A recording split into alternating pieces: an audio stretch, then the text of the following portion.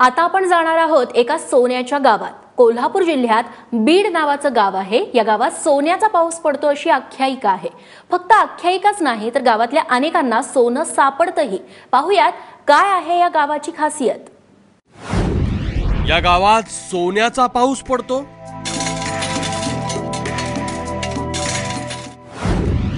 या गावात कुठेही सुवर्ण मुद्रा सापडतात।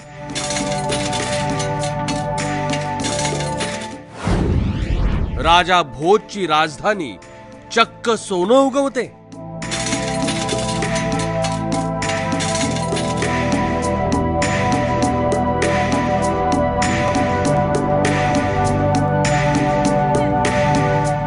कोल्हापूरची राजधानी बीड, होय राजधानीच।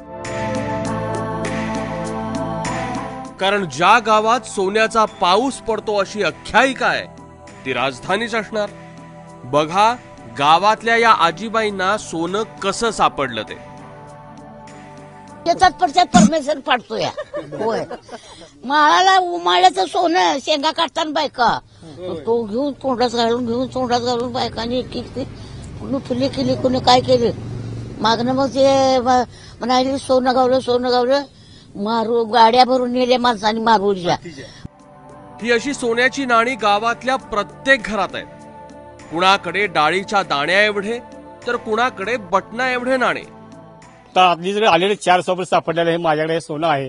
हे पूर्ण 52 पिसे सोनं आहे आणि हे पूर्ण महादेवाचं मंदिर असल्यामुळे याच फक्त बीड गावामध्ये हे सापडतं, इतर कुठेही हे सापडत नाही। किती वेळा लोकांना हे असं आमच्या गावामध्ये जवळजवळ किती प्रत्येक घरी म्हटलं तरी असं सापडलं मिळालं तुम्हाला बघायला। सोन्याचा पाऊस पडतो म्हणजे अजून सोनं मिळते। सोन्याचा पाऊस म्हणजे ते अजून कोणी बघितलेलं नाही, परंतु उसाच्या पानावर सुद्धा सोनं सापडते आणि जमिनीवर सुद्धा सापडते। त्यामुळे निश्चित अजून कोणाला काय माहित नाही, परंतु अजून सोनं सापडते। गावातले लोक याला दैवी चमत्कार म्हणतात, पण संशोधकांचं मत मात्र वेगळंच आहे। ही सोन्याची नाणी म्हटलं जात असलं तरी ही चलनातली सोन्याची नाणी नव्हेत, तरी एक विशिष्ट राजवटीच्या मुद्रा होत्या आणि या मुद्रा तिथं अजूनही विपुल प्रमाणात सापडतात। हे लक्षात आल्यानंतर आम्हाला समजलं की बीड हे गाव म्हणजे कोल्हापुराचा एक अत्यंत प्राचीन इतिहास आपल्या उरात दडवून ठेवलेलं असं इतिहासाच्या दृष्टिकोनातून अत्यंत मौलिक असं ठिकाण आहे। यात्रेच्या काळात तर सोन्याची नाणी सापडल्याच्या बातम्यांना ऊत येतो, पण ही नाणी फक्त खणतानाच नाही तर घरावरही सापडतात म्हणे। आतापर्यंत केलेल्या अभ्यासावरून राजाची स्वारी जेव्हा त्या परिसरातून जाते तेव्हा त्या राजावरून उधळल्या जाणाऱ्या त्या सुवर्ण मुद्रा ठिकठिकाणी शेतामध्ये विखुरल्या गेल्या आणि मग त्या कालांतरानं पक्ष्यांच्या वेष्टेतून किंवा आणखीन कशातून बाहेर आल्या आणि त्या आत्ताच्या नागरिकांना सापडतात। अगदी 12व्या शतकामध्ये तयार केल्या गेलेल्या या राजमुद्रा किंवा सुवर्ण मुद्रा आज 21व्या शतकामध्ये सुद्धा अजूनही सतत सापडतात। गावातली मंदिरं, इथले शिलालेख, तटबंदी ही या गावचं वेगळेपण अधोरेखित करते आणि त्यामुळेच हे गाव कधी काळी समृद्ध होतं यावर विश्वास बसतो।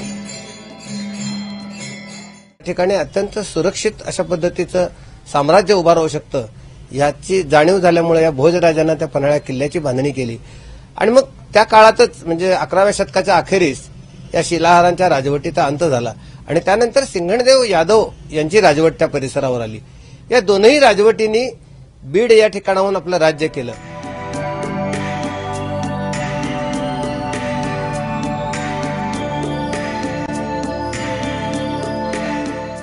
सोन्याचा पाऊस पडतो असं जरी म्हटलं असलं तरी हा पाऊस कधीही पडतो, म्हणजे सोनं कधीही कुठेही लोकांना सापडतं आणि ते सोनं घेऊन हे लोक आपल्याला दागिने, आपल्या हातामधील अंगठी किंवा गाभाऱ्यामध्ये हे सोनं ठेवत असतात। एकूणच या संपूर्ण गावाचा इतिहास बघितला, इथलं वैशिष्ट्य बघितलं तर आपल्याला असं वाटतं की एक मोठी राजधानी या परिसरात होती आणि ती आता नष्ट झालेली आहे। इतकं मोठं वास्तव इथं असून सुद्धा याची नोंद पुरातत्व विभागाकडे नाही, हे मात्र आश्चर्य म्हणावं लागेल। कॅमेरामॅन निलेशसह मी रणजित माझगावकर, एबीपी माझा, कोल्हापूर, बीड।